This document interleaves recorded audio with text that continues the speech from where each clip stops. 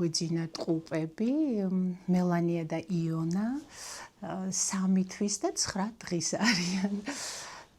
მადლობა უფალს მელანიას და იონასთვის და მადლობა უფალს დედობისთვის, იმიტომ რომ დედობა ეს ყველაზე დიდია და ზეაწეული ალბათ მიწერ ცხოვრებაში. ის საოცრად დიდი საჩუქარი უფლისგან ჩვენ ადამიანები ძალიან ხშირად თითქმის სულ ვიღებთ საჩუქრებს, მაგრამ ვერ ვგრძნობთ ხოლმე რაღაცებს, ცოტას გავატარებთ, არ დავფიქრდებით, მაგრამ ეს ისეთი საჩუქარია, რომ არ ვიცი, ამის იქით ზე აღარ არსებობს ალბათ მიწერ ცხოვრებაში დედისთვის, ხო, ქალისთვის და მადლობა უფალს ამ უდიდესი საჩუქრისთვის, მართლა წლებია ვოცნებობდი, დარდობდი, მე გადამივიდოდა ეს დარდი, ვეძებდი რაღაცა მისიას ცხოვრებაში, აი რა მისია მაქვს მე ცხოვრებაში, კი, ჩემი პროფესია, ჩემი სიმღერები, რომლებიც ძალიან ბევრ ადამიანს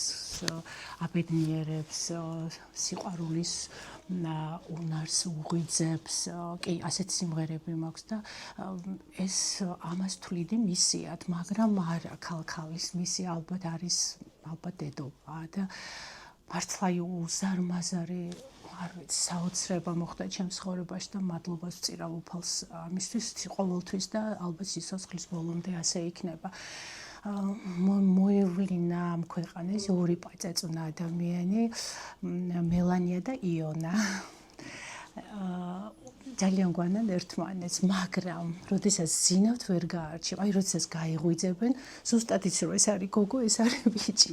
უკვე განსხვავებები არის, როდესაც ზინავთ და თვალებს გაახელენ. აი მე დავიწყე ცხოვრება, აბსოლუტური შემოტრიალება მოხდა ჩემს ცხოვრებაში. ყველაფრით, თავისი რეჟიმით, თავისი შეგრძნებებით, სიყვარულით, ემოციებით, აბსოლუტურად სხვა ცხოვრება დავიწყე და ძალიან სასიამოვნოა, ძალიან დამღლელი, მაგრამ ამავდროულად ძალიან სასიამოვნო და მადლობა კიდევ ერთხელ უფალს და ყოველთვის მადლობა უფალს აი ამ დიდი საჩუქრისთვის. მე ნამდვილად არ ველოდებოდი, რომ ბიჭიც და გოგოც გაჩნდებოდა ჩემს ცხოვრებაში, შვილის სახით.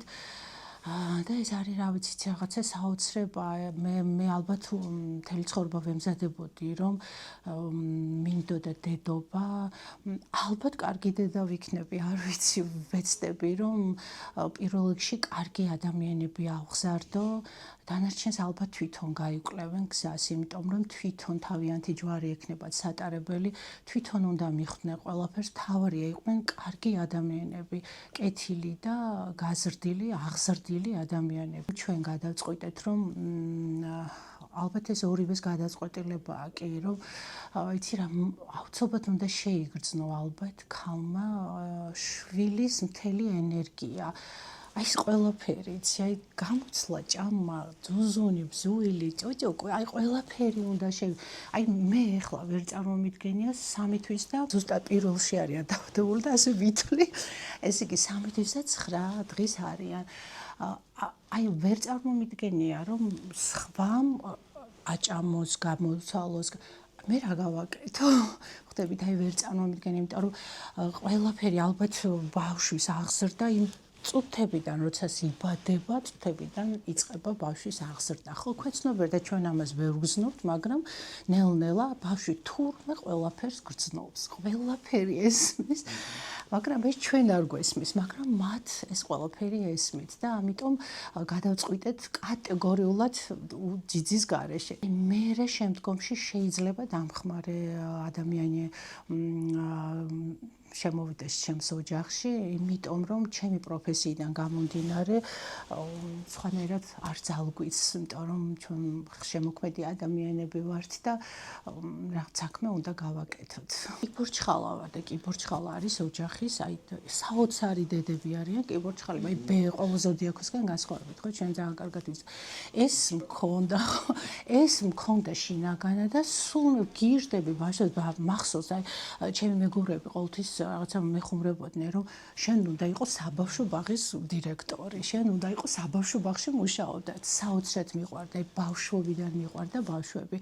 მაგრამ აი მე რაღაც შიშის გრძნობა მქონდა, აი გაჩენის მშობიარობის, ალბათ ეს იმდენად რაღაცა კოდი მქონდა ჩადებული დიდი ტკივილის, რომ ფსიქოლოგიურად ამას ვერ ვაიგივებდი, რომ მე ამას შევძლებდი და ალბათ ეს შიშიც რაღაცას ბლოკავდა. ალბათ ასე იყო.